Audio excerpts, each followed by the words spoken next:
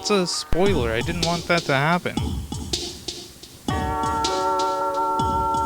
Everything is messed up. Everything's astray. I'm just gonna listen to this theme song because I love it. I'm trying to wrangle it. It's hard. Welcome. Y'all ain't supposed to be seeing that. Welcome. Why is that doing this? Okay, hang on. Are we fading in? Alright, here I am. I have no idea what's going on. It doesn't make sense, and it frustrates me because I wanted this to be better. And there's only one thing I can do to make it better. You can go ask Sally or get told by Michael. We all agree. He's the fastest thing on a unicycle. Ladies and gentlemen, it's Pepito.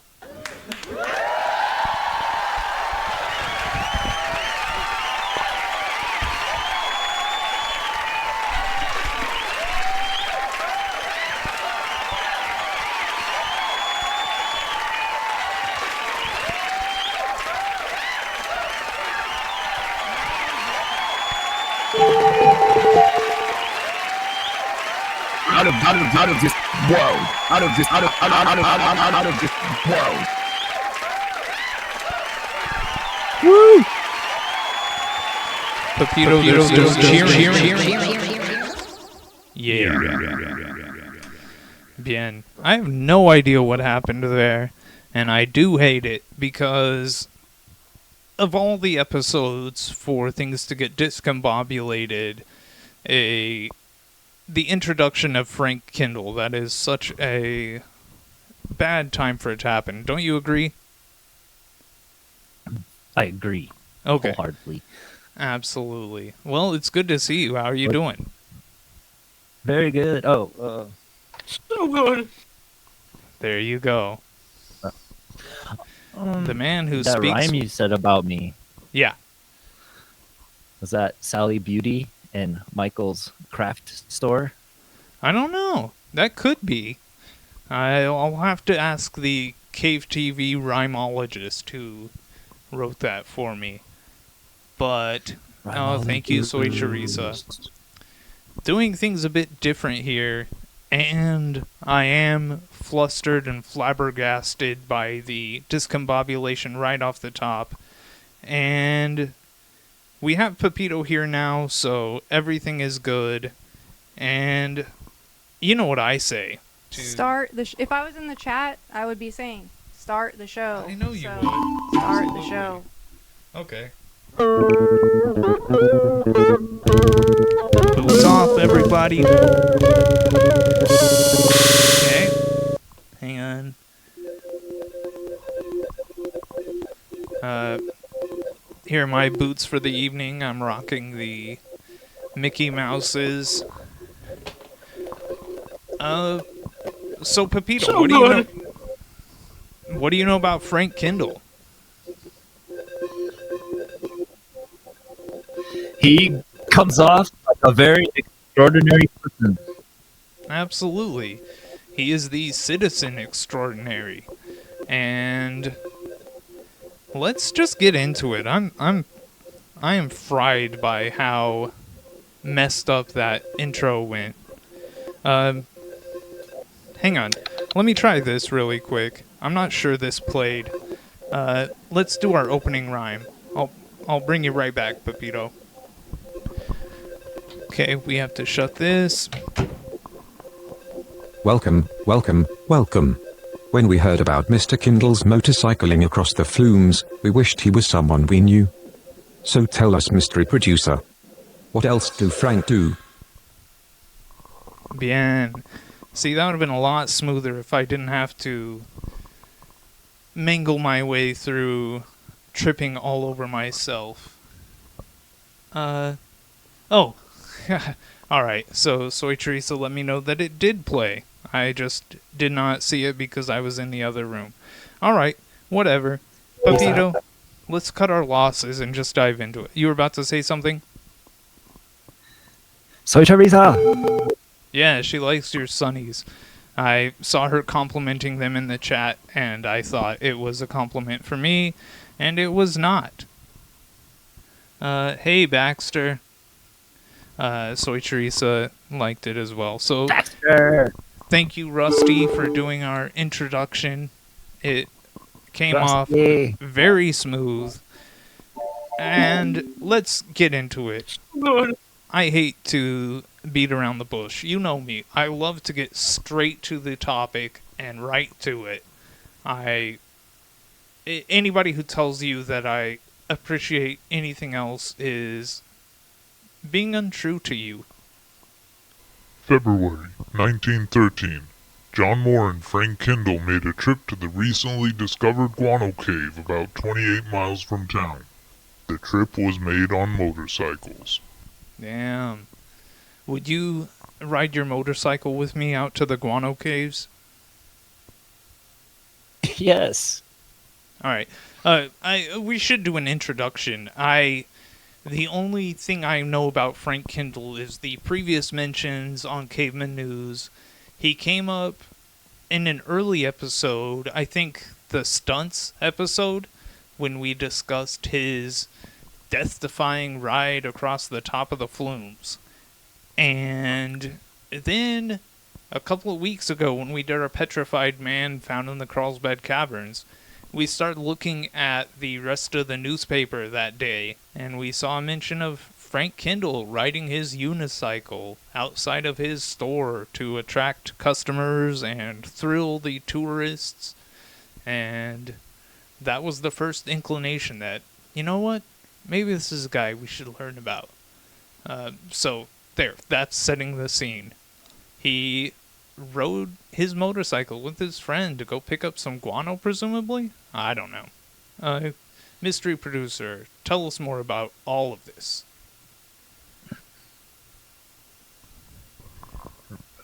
Wow, okay. The audio's not playing. Perfect. September 1915. Kindle wins motorcycle race Labor Day at Roswell.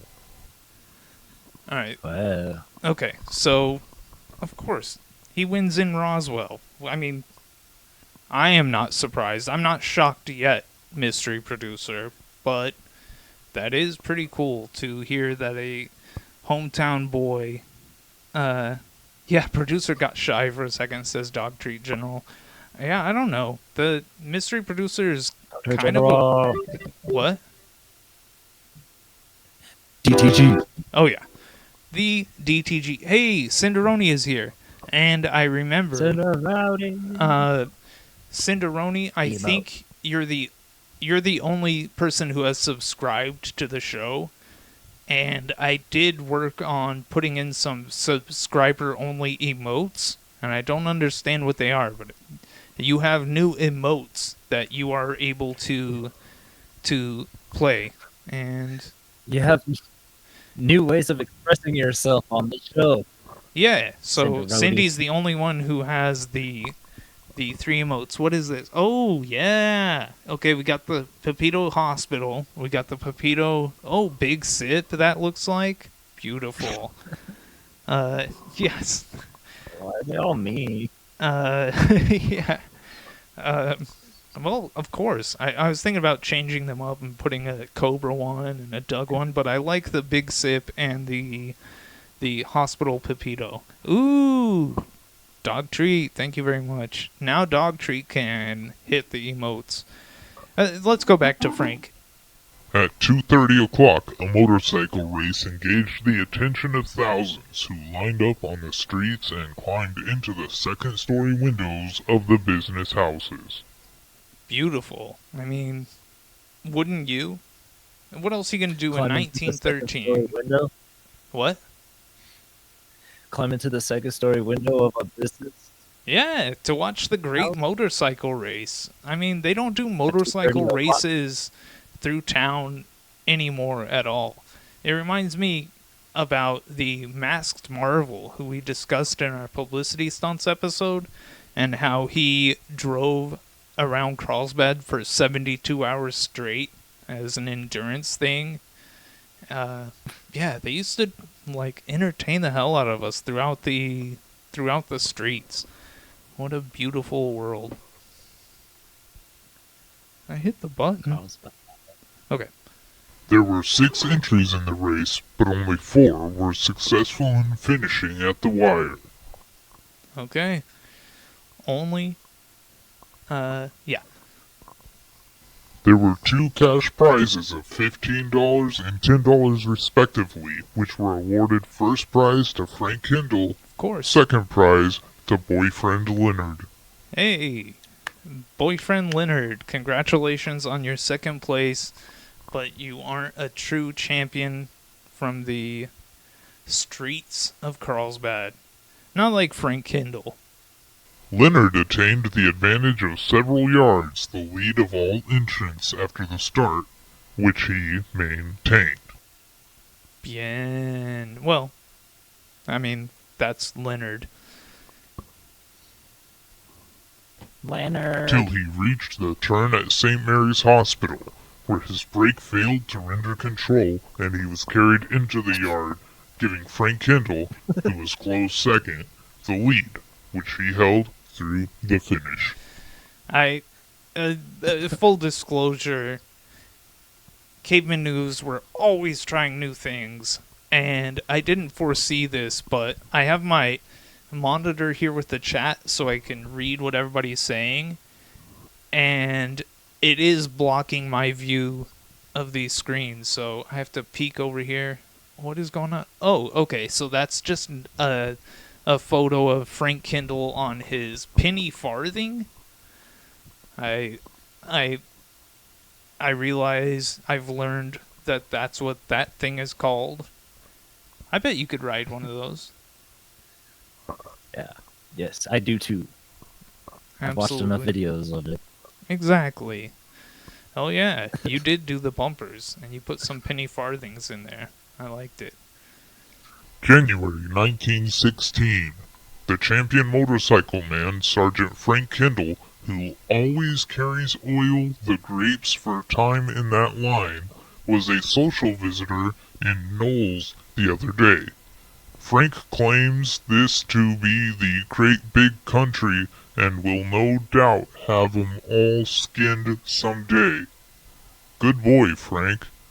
Knows a good thing when he sees it, and don't stutter when he takes a stand and says so. What are you talking about? I got no fucking idea. Oh, me either. But I appreciate your honesty, mystery producer.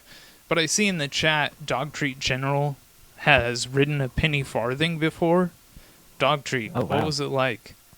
Was it any different? Did it ride like a bicycle? I'm very curious. June 1916. Big double feature. Tuesday, June 20th. Alright, double feature. Dog Treat says a penny farthing is top heavy. I do believe it. The famous prima donna, Geraldine Ferrar, in Carmen. The big bullfight, troubadours from Spain, the bull from Mexico, 20,000 people all in Spanish costumes. Alright. Sick. Hey, I agree, mystery producer. That is sick. So that's part one of the double feature. What would you pair with that? Carmen. Yeah. You're programming a yes. double feature here. We're starting off with Carmen. We've got the bullfights. We've got the Spanish garb. All of these things. Ben-Hur. Ben-Hur. Okay. Well, let's see what they actually paired with it. Our own Barney Oldfield, Frank Kindle, in the death-defying feat, riding a motorcycle over the largest concrete flume in the world, across the Pecos River, Carlsbad, Mexico. The picture will be shown everywhere by the different motion picture weeklies. But first, at the... We'll continue with that, but I do want to pause here. I love this photo of Frank Kindle riding across the flumes, and you can see him there I mean, even I can see him with my bad vision. He's small in the distance, and you see his hands up. He's writing no hands. It's, He's so proud. I don't know what Brother Binks said. There's some kind of emoticon? I don't know. But, yes, I do love this picture of Frank Kindle. Brother Binks. And that's sick that they filmed his Ride Across the Flumes, and it was playing in the weekly theaters across the nation. Someday, I'm gonna find somebody has a copy of it digitized somewhere. Yeah.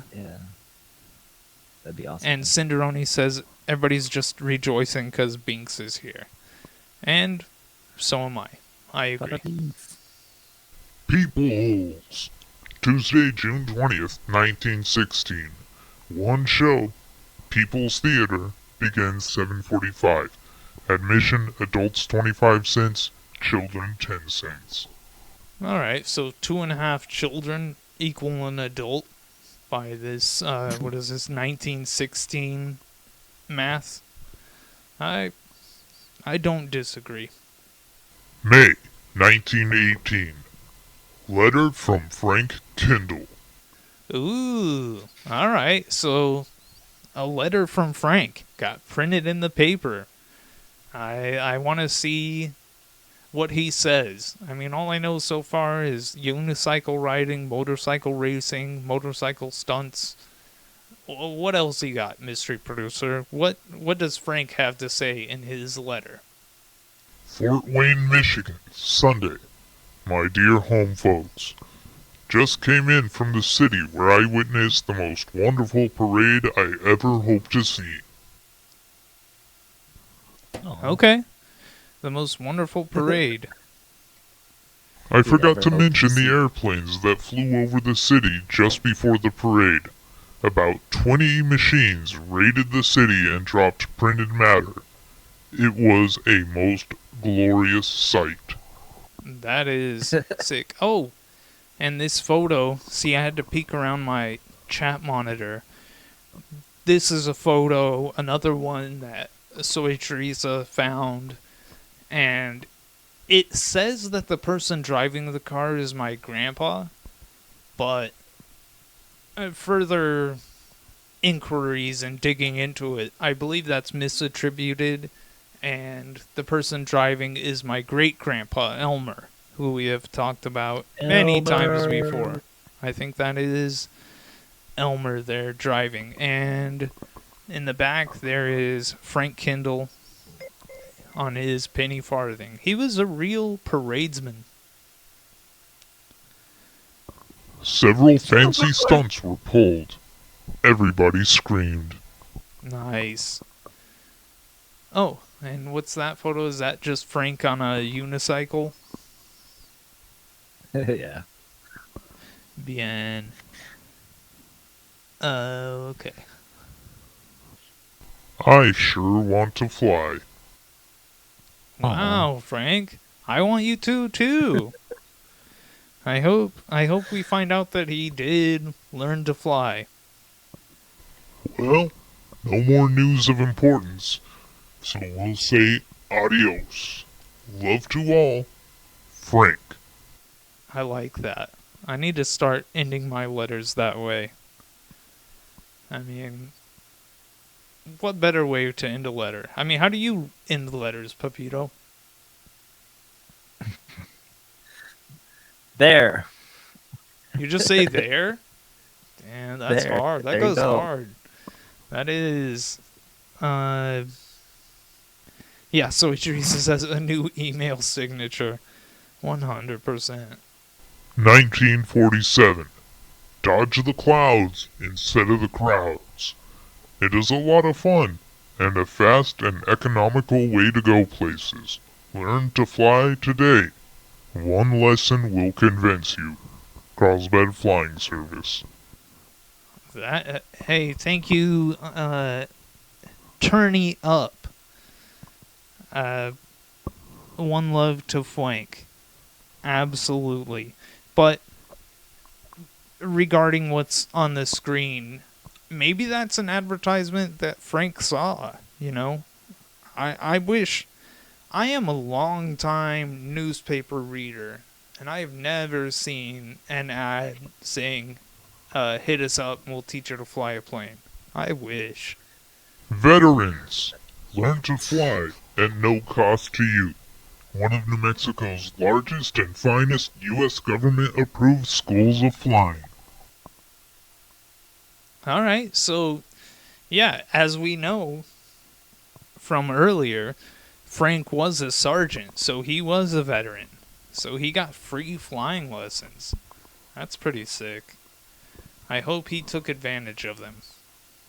November 1960. Frank Kindle, airborne paperboy. Alright, Frank. Go, Frank. Okay, I'm just catching up. It seems like everybody knows who this Turny Up is. So, that's wonderful. Early riser. Flying paperboy Frank Kindle, an energetic early riser normally, gets out a little earlier Sunday morning as he makes preparations to fly over ranches and hunting camps in the Carlsbad area to deliver the Carlsbad current Argus. Here, he rolls his three-piece Cub out of the hangar at Municipal Airport without assistance. Oh yeah, Soy Teresa says the parade planes dropping pamphlets or whatever really did a number on Frank. And it did. Printed matter. What? Printed matter. Yeah, the printed matter. It absolutely did a number on Frank because he got his flight lessons and learned to fly. I think the Cave TV, the wonderful people at Cave TV, might have overlooked the fact that there should be mentioned that Frank did not learn to fly until he was 50 years old. So, I got a couple of years, and I don't know how much you need to see to fly. You know? I mean, if the instruments in my cockpit are big, there's a possibility I could do it. Do you believe in me, Pepito? Yes, very much so. Beautiful. That's all I need to Wakanda. hear. Yes. At an age when many men are thinking of hanging up their spikes, Frank Kindle is just getting his sharpened for another few 100,000 miles. Damn, Frank. Paperboy. Most likely he'll go by air, in his own plane. Wow. That's kind of dark, but beautiful at the same time. I think any speculation about how people are going to go is kind of a Joker-fied take, but it doesn't have to be a depressing thing. He should go doing what he loves. Frank, a pleasing 68, has already logged more than 4,000 hours in his little Piper PA-12, including a round trip to Alaska last summer.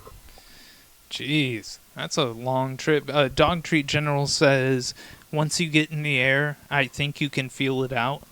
And I do believe that as well. Echolocation, bro, says Turny Up. 100%, I'm in agreement. Just this week, he made another of his annual flights to nearby deer camps and dropped bundles of current Argus editions. Photographer Dale Sedgwick tagged along and snapped the photos on this page. Absolutely. Thank you, Dale, for preserving this history. And every Sunday at daybreak, he revs up his three-piece plane, loads morning editions of the current Argus, and heads for the faraway ranches. The airborne paperboy has his own bomb sight, and nearly drops the paper practically into the pockets of waiting ranchers. That is so cool. Were you ever a paperboy? No. You weren't? That's a shame. I really enjoyed it. It's it's very calming to wake up early in the morning and be driving around the city before the rest of the populace is awake. And Soy Teresa hated it. Uh, so, different strokes. But I loved it. I loved being completely alone and listening to music. Some bad music, some good music. But all that mattered was that I was in tune with the universe. I loved it. I hope Frank had some good tunes. Soy Teresa says she wouldn't hate it from a plane. Absolutely. God, Brother Bink says he and Brad Trone had a paper route in Albuquerque. Now that's the big leagues. I don't know. Maybe I'll go back to being a paper boy. I did enjoy it. Loads newspapers. In the tradition of all newsboys, Kindle, a spry 68, loads his own newspapers aboard his airplane for the flight which carries him over the rugged terrain of the Guadalupes. Look out for gold caves. Good call, mystery producer. You do have to look out for the gold caves when you're flying over the Guadalupes, but God, that seems like such a beautiful existence. On target. Kindle had a special chute, which he calls his bomb site, installed in the floor of his airplane. When he arrives over a ranch or a hunting camp, he drops paper through the chute. Now that's cool. See, when I first heard that Frank Kindle delivered newspapers from his airplane, I just imagined he picked up a bundle of papers, flew it somewhere, unloaded the bundle, and flew back, you know? And then I thought, wouldn't it be funny if he was throwing them from the moving airplane? But turns out it's even better. He customized his airplane, built a little chute, and he could just drop the newspapers right there. That sounds so sick. I want to see his airplane with that custom chute. Welcome sight. Harold Groves, Carlsbad City Water Department employee, waves a welcome to flying paperboy Frank Kindle high in the Guadalupes. Kindle wheels his light plane over the hunting area. At this point, Kindle pushed a rolled current Argus through his bomb sight. Awesome. That is so cool. End of run. This relaxed attitude is the result which Kindle, the aerial current Argus delivery boy, shoots.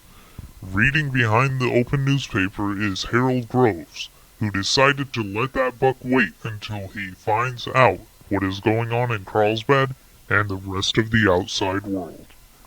Exactly. Primarily what's going on in Carlsbad first, but to have that, I haven't been on a hunting trip. Have you, Pepito? Have you ever been hunting, a hunter? No. Well, just shooting. Yeah, that's hunting. What did you shoot? Just random shit. Okay. Hell yeah. Secretive, I get it. I never did it, but I did enjoy camping. I haven't been camping in, 5 years probably. I need to get back out there. The last job I had working at the lab, they gave me a sleeping bag, and I gotta make use of it. Sleep. Okay, what does the dog treat say? Is that a sporterized Springfield rifle? I'm not sure. Are you, Pepito? No, I don't know. That July relaxed attitude. 1960. Wait, what? I can only notice the relaxed attitude. Oh on yeah, Groves. for sure. I do recognize that. That one's not getting past me. I can spot a relaxed attitude from miles away, no matter how bad my vision gets. July 1964. U.S. Russia, blah blah blah. Carlsbad mourns Frank Oh, Kindle. shit. That sucks. What happened? What happened to our guy?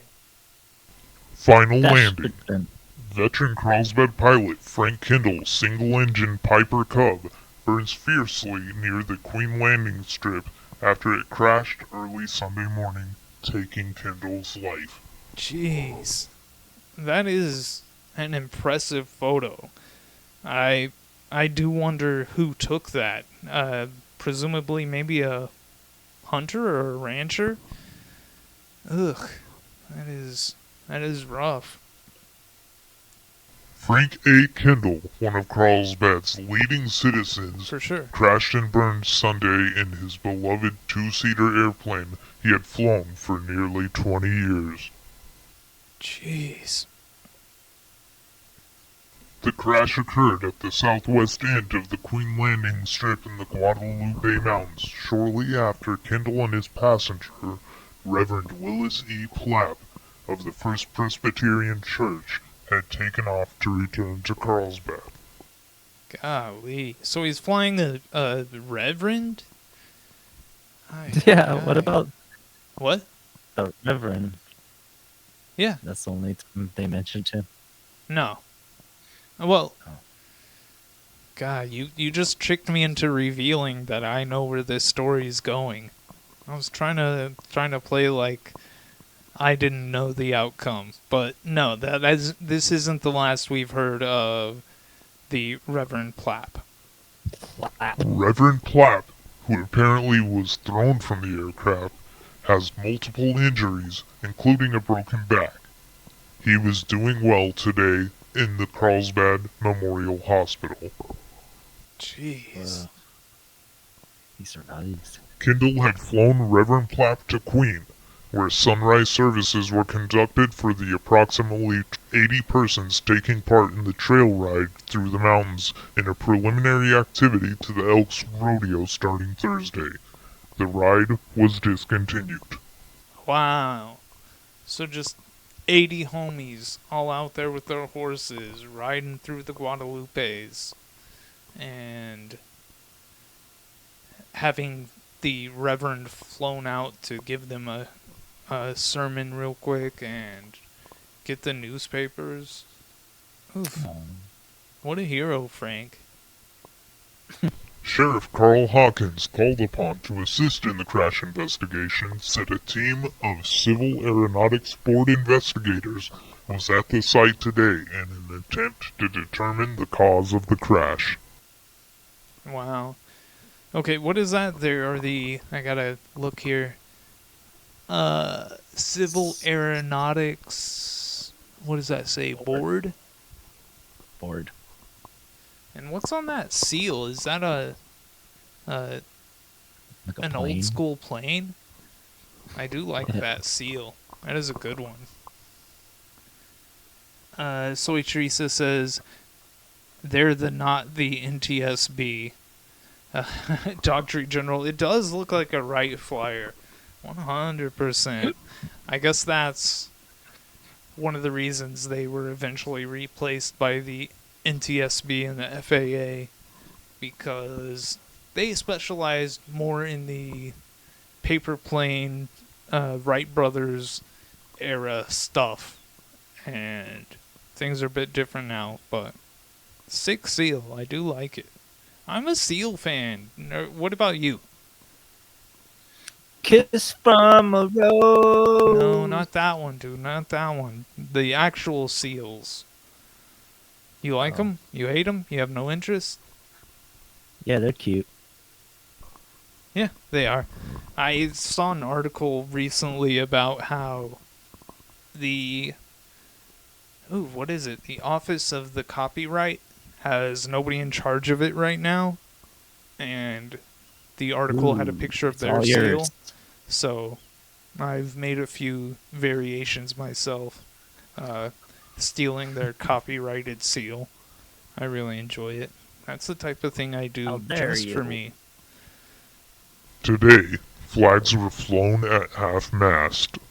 100%. They should be. I do like that they honored Frank in that manner. In addition to the proclamation in tribute to Kindle, Olin Rudolph, president of the Chamber of Commerce, has asked that all businesses close at 4 p.m. Tuesday to allow employees to attend the funeral. That's really cool. That the entire city, all the businesses are shutting down in memory of Frank. That's how you know that you're a true icon of the city. I can't remember anybody ever having businesses shut down because of their funeral and stuff like that, you know? Yeah, that's true. I catching up on the chat really quick.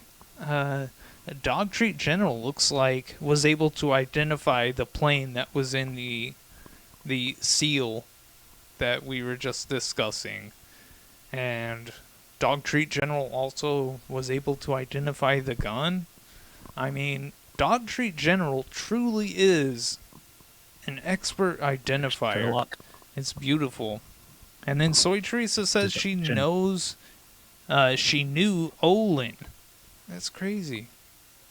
Routine Sunday. As he had on Sundays for 12 to 14 years, Kindle dropped copies of the Kern Argus to about 60 ranchers in the mountains, and then landed with the Reverend Plapp at Queen about 5:15 a.m. That's so beautiful.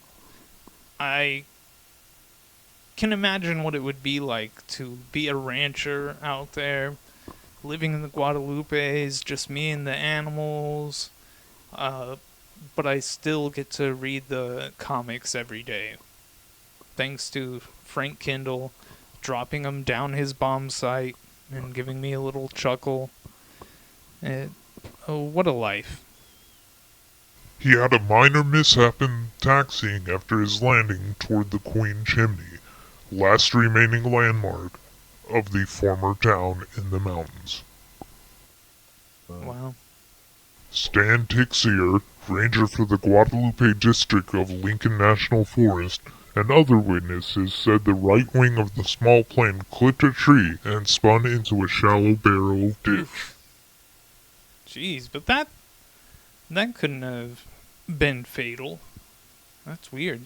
Tixier, trail rider Bill Davis, and others said the mishap did not damage the plane. Kindle and others thoroughly examined the craft to assure it had not been damaged.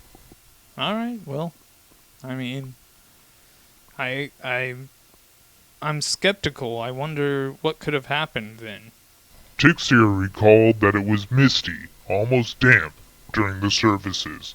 Kindle, dressed in his customary orange flying suit and sandals, had wrapped himself in a blanket to keep warm. That's awesome. I like the customary orange flying suit. Where's the drawings? What? Have you showed any drawings? No, the Cave TV courtroom sketch artist did not end up preparing any. They told me that in lieu of them, we were going to be seeing a lot of photos this episode. Oh. I apologize on behalf of the Cave TV staff courtroom sketch artist. Following the services, Kindle and Reverend Plapp climbed into Davis's auto, and Davis drove them back to the aircraft. The takeoff was routine. Alright, beautiful. Thank you, Davis. Davis said they took off and got out of sight. Wow, alright. He said he had turned around and was in the middle of the runway driving back to the campsite when he heard an airplane engine. Oh shit. Davis said he then realized Kindle was trying to land, so he drove his car off the runway. Wow. All of a sudden, they just dropped, he recalled.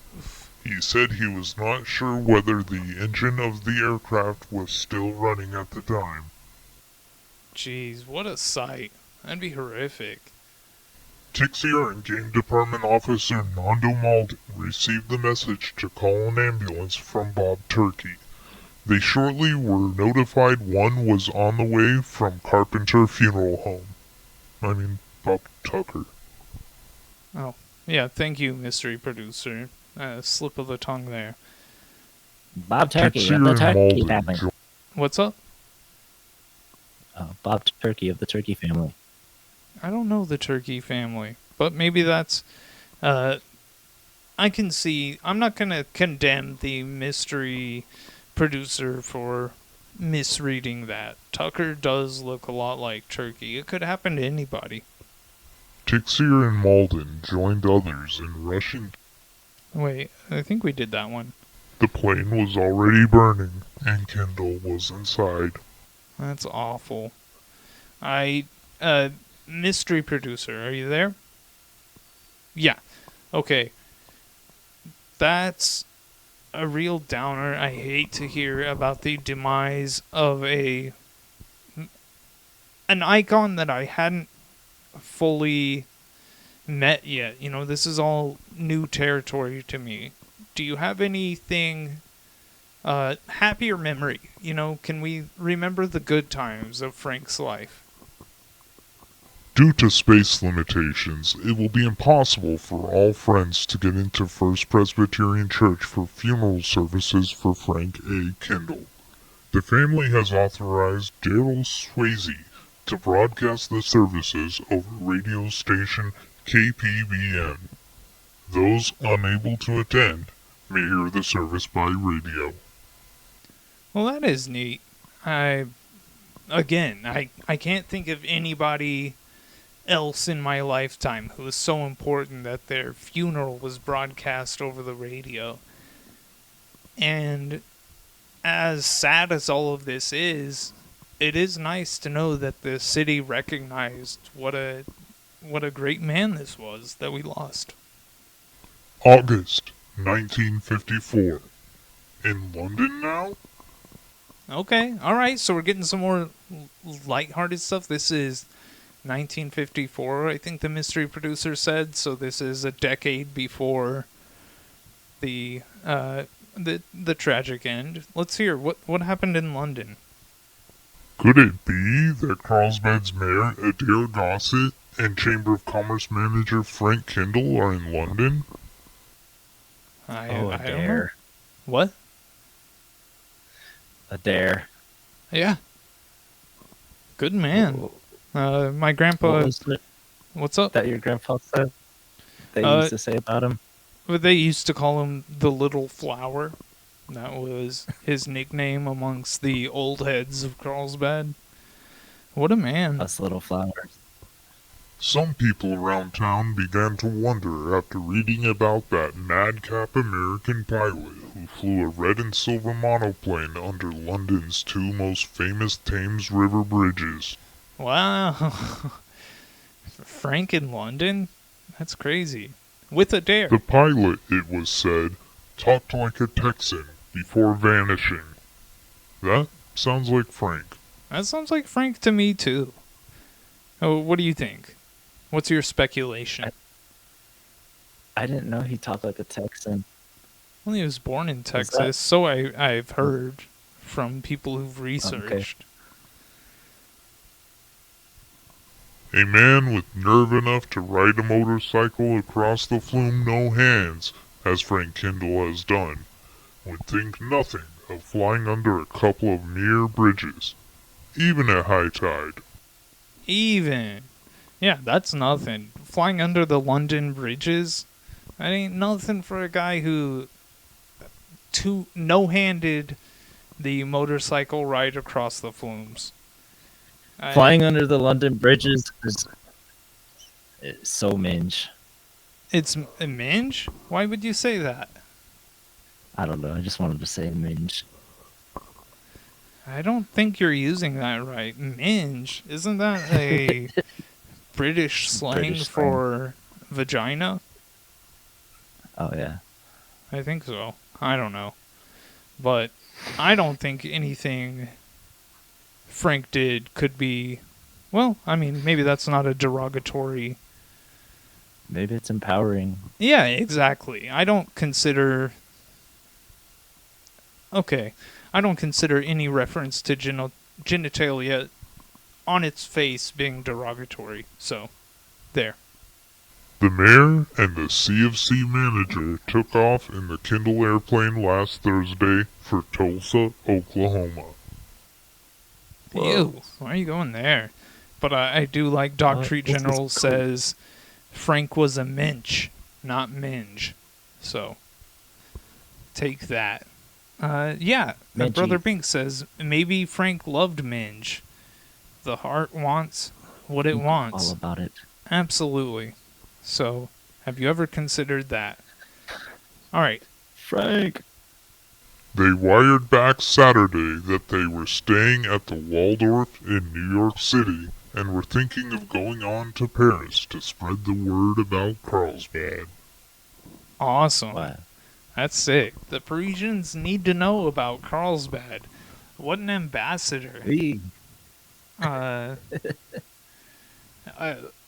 Soy Teresa says he has that lady killer pic in front of the post office. I wonder what that looks like. I would love to see that photo.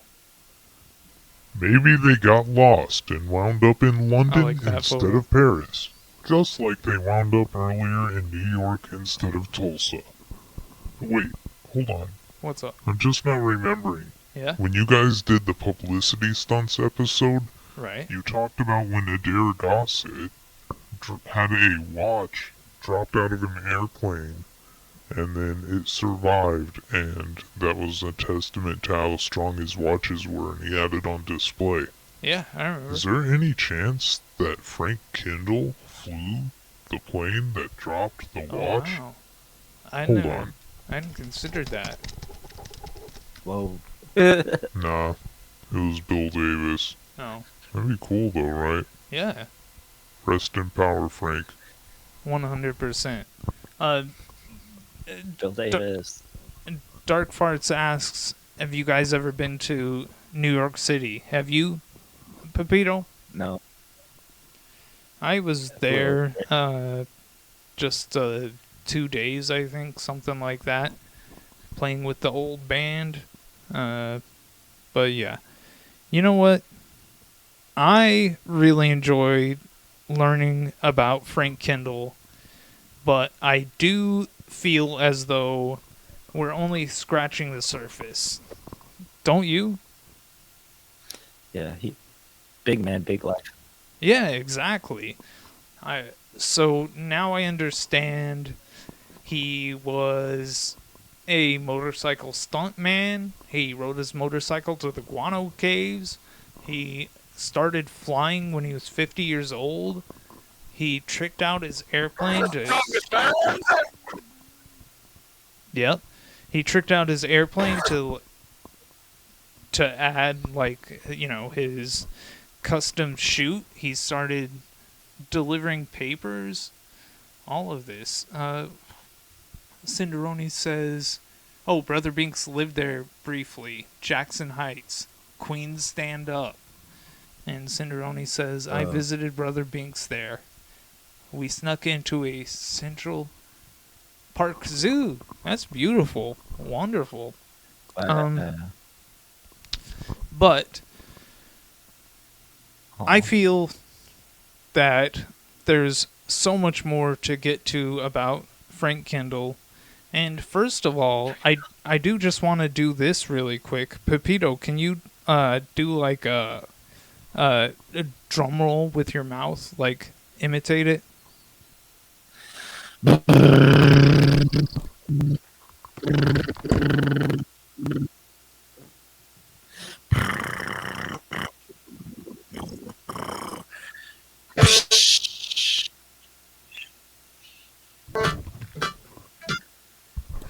And there, Frank Kindle has been added to the Caveman News Hall of Fame, right up there alongside James Barrett and the Ham Pounder, the classic boxer we all know and love.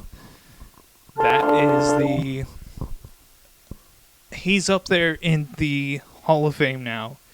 And he's in the regular Carlsbad Hall of Fame as well. Oh wait, we got an applause. Who's that from? Can you see? Oh, DTG. oh, it's DTG.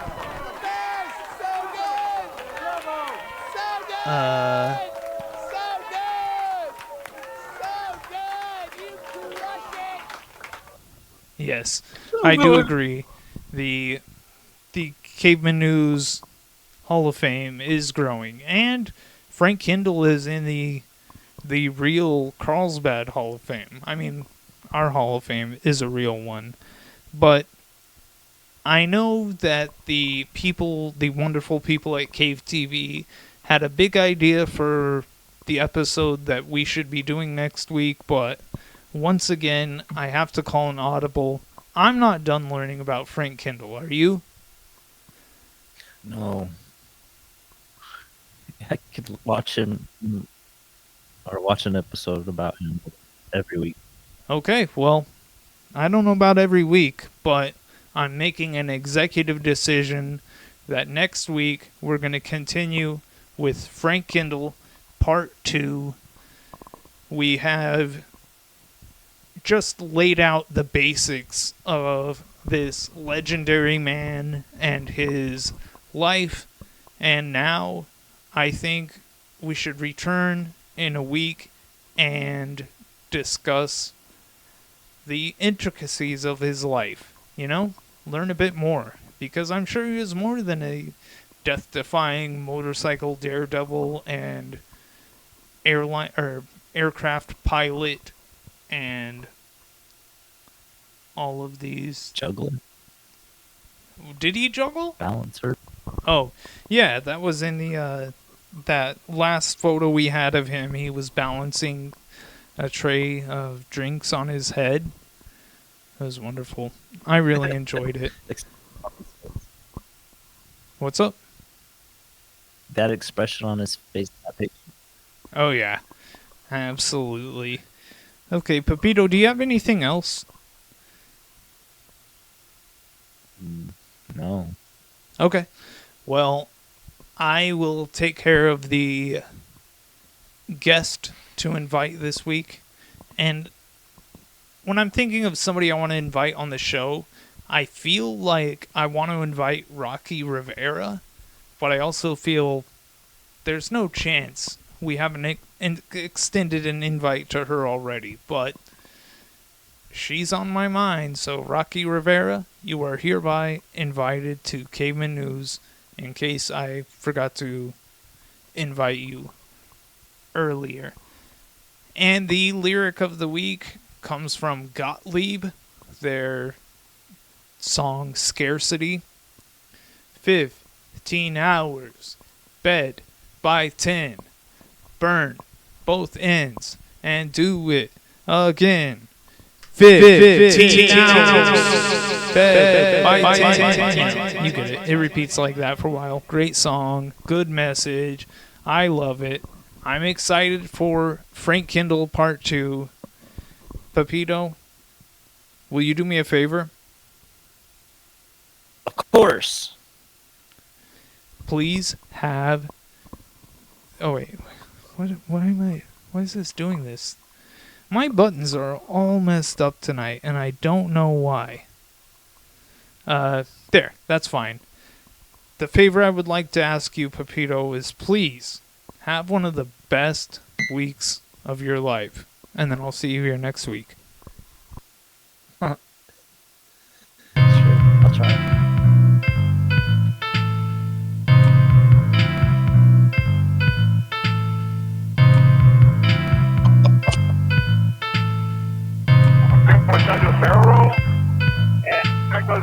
Well, no more news of importance, so we'll say adios. Love to all, Frank. Hey, pilot guy, can this thing do a backflip thing? Hey, pilot guy.